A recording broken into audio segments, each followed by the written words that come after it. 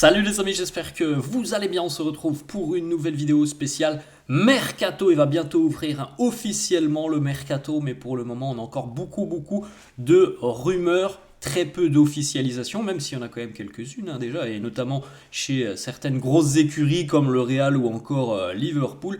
Mais on a quand même une actualité très riche niveau Mercato. On va démarrer du côté de la Juve avec l'attaquant serbe Dusan Vlahovic qui a certainement fait ses adieux à l'Allianz Stadium ce week-end du côté de Turin alors que l'on jouait l'avant-dernière journée de Serie A.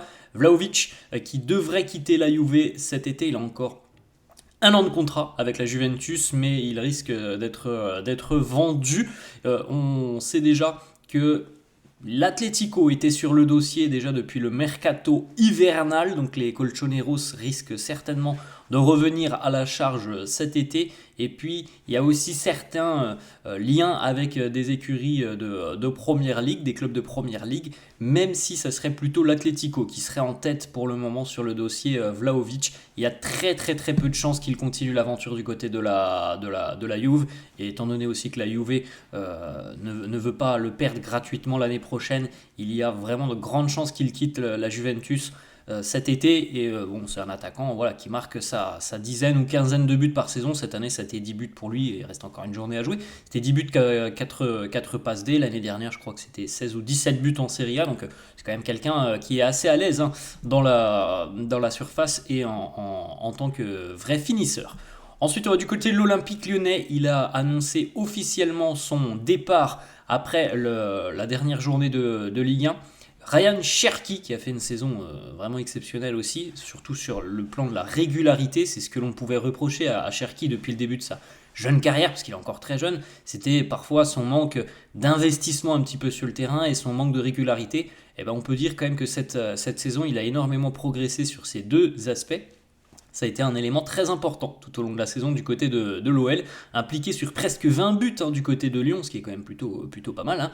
8 buts, je crois, et 11 passes décisives pour Cherki. Bon, on connaît ses caractéristiques, c'est quelqu'un qui a une très bonne vision du jeu et puis qui a une technicité au-dessus de la moyenne. C'est un fin technicien, Ryan Cherki, très à l'aise des deux pieds. Et secrètement, il rêve de la Première Ligue et il rêve notamment de Liverpool. Alors on verra si les Reds de l'entraîneur Arne Slot vont aller le chercher. En tout cas, Ryan Cherki ne devrait plus être à Lyon l'année prochaine. Ensuite, les amis, on reste en Première Ligue. On va du côté de Manchester City, où les Citizens sont tombés d'accord avec le milieu de terrain plutôt offensif du Milan AC et des Pays-Bas d'ailleurs, Tijani Reinders. Le joueur est convaincu que jouer sous Pep Guardiola peut être la meilleure chose pour lui. C'est un rêve.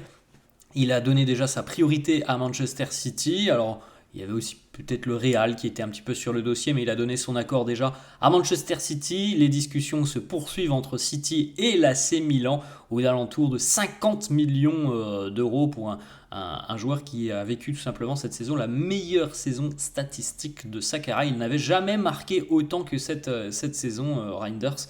Donc à suivre entre City et l'AC Milan. On poursuit avec Leroy Sané. Alors Leroy Sané, lui, il va pas continuer au Bayern, ça c'est une certitude, et il va quitter même le club gratuitement. Il ne sera pas vendu cet été puisqu'il est en fin de contrat le 30 juin. Donc Leroy Sané va être sur le marché et on peut se dire que ça va être franchement une bonne idée pour le club qui va le recruter, parce que gratuitement c'est un joli coup. Leroy Sané, d'ailleurs je crois que cette saison il a marqué, c'est son record de buts inscrits en championnat. Il n'avait jamais marqué autant que cette saison, il en est à 11. Il a déjà eu des saisons où il a terminé avec 10 buts, notamment du côté de Manchester City. Jamais il avait dépassé la barre des 10 buts. Cette saison il l'a fait, 11 buts.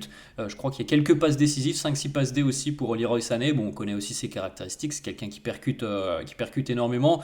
Il a ce petit péché aussi parfois quand même de ne pas être un grand finisseur. Il n'a jamais véritablement progressé sur cet aspect, même si cette saison a été une belle saison quand même pour lui. Plusieurs clubs intéressés, notamment en Première Ligue. Alors il semblerait à l'heure actuelle, on est encore évidemment très tôt dans le mercato, mais il semblerait que ce soit Tottenham pour le moment qui soit le plus chaud sur le dossier Leroy Sané. Mais bon, on ne peut pas dire à l'heure actuelle à 100% qui jouera du côté de Tottenham, parce que les Spurs vont devoir évidemment remporter l'Europa League face à Manchester United pour s'offrir une place en Coupe d'Europe l'année prochaine. S'il n'y a pas de Coupe d'Europe, j'ai quand même un petit peu de mal à imaginer Leroy Sané rejoindre le 15e de Première Ligue, sans manquer de respect aux Spurs qui ont vécu une saison vraiment catastrophique. Je suis pas sûr que ça soit quelque chose qui puisse intéresser Leroy Sané. Peut-être qu'il veut quand même une équipe bien intégrée au top 5, top 6 de la PL. Ensuite, Jonathan Tah, le défenseur international allemand du Bayer Leverkusen, qui lui a déjà annoncé son départ depuis 3-4 mois maintenant, donc on est tous au courant qu'il va partir.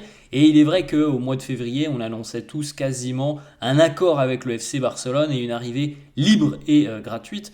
Ça ne semble plus vraiment être le cas à l'heure actuelle. Il y a beaucoup plus d'embûches pour le Barça et surtout aussi l'arrivée du Bayern sur le dossier. Le Bayern attend toujours le feu vert.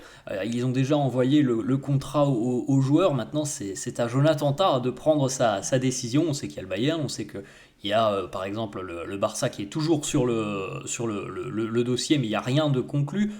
Le Real était aussi un petit peu présent, il y a des écuries aussi en première ligue. Donc voilà, ça devrait quand même se décider d'ici à quelques jours pour Jonathan Tah. La piste la plus chaude semble tout de même être celle du Bayern à l'heure actuelle.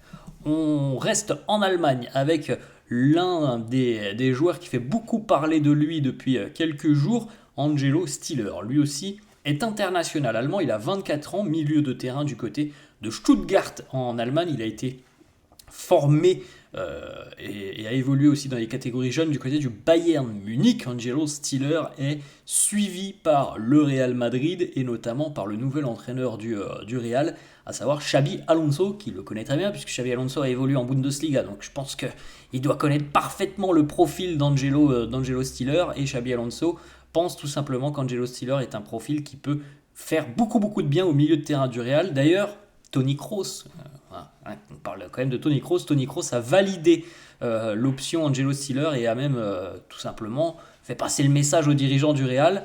Allez le chercher, c'est un joueur qui va vous faire beaucoup de bien. Il est comparé un petit peu à Kroos. Voilà. Dans sa vision du jeu, dans sa maîtrise du ballon au milieu de terrain, dans sa qualité de passe. Voilà, c'est quelqu'un qui a des qualités assez similaires à celles de Toni Kroos. C'est pour ça que Kroos a fait passer ce message au Real. Allez le chercher, et Xabi Alonso aurait validé aussi la piste. Donc à suivre sur les prochains jours entre le Real et Stiller. Le prix, ça devrait, si ça se fait, être aux alentours des 40 millions d'euros. On va, les amis, du côté de Manchester United et aussi de l'Espagne avec le Betis, puisqu'il était en prêt au Betis cette saison.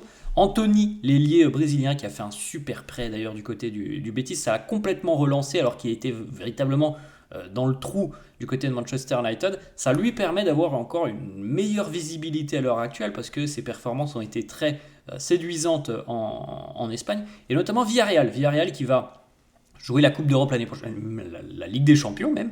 Et Villarreal est très intéressé par Anthony. Il faudra évidemment discuter maintenant avec Manchester United, qui est quand même le club propriétaire d'Anthony, mais on peut imaginer quand même que les Red Devils ne le conservent pas. Et étant donné qu'il a peut-être repris un petit peu de valeur, peut-être que United va vouloir le vendre, parce que je crois, si mes souvenirs sont bons, que l'arrivée d'Anthony à Manchester United, c'est 80 millions d'euros, voire même peut-être plus, hein, si mes souvenirs sont bons, en provenance de l'Ajax. Donc jamais les Red Devils ne vont retomber sur leur pied par rapport à ce transfert.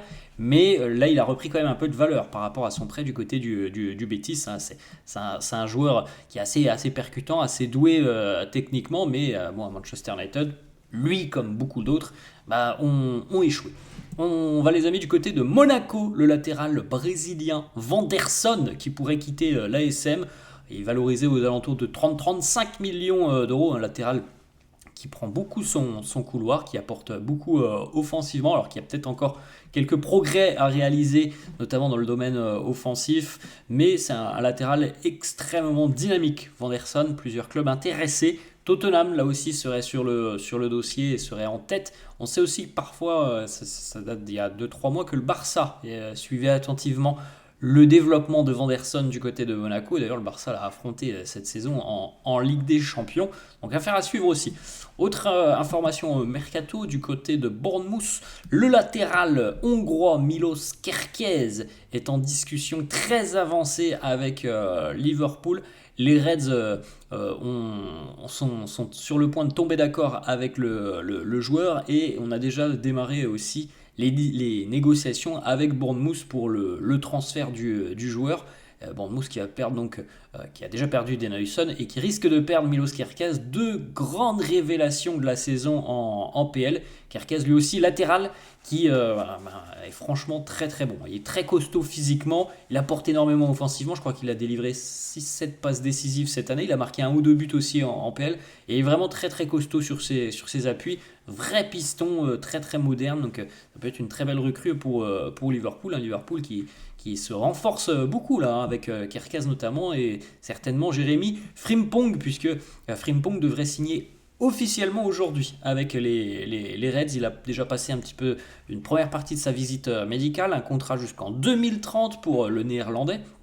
Et donc on devrait apprendre aujourd'hui qu'il va devenir le nouveau latéral gauche du Real, ce qui est quand même très très bien pour du Real, de Liverpool, ce qui est quand même très très bien parce que les Reds ont perdu Trent Alexander-Arnold qui lui va aller au Real, donc c'est un gros renfort aussi qui va arriver pour Arne Slot et les Reds de Liverpool. Voilà les amis, la fin de cette vidéo, j'espère que ça vous a plu, n'hésitez pas comme d'habitude à lâcher un petit pouce bleu, merci à tous ceux qui le feront, n'hésitez pas à vous abonner à la chaîne, je vous souhaite une très bonne journée et on se retrouve pour un prochain épisode très rapidement. Ciao.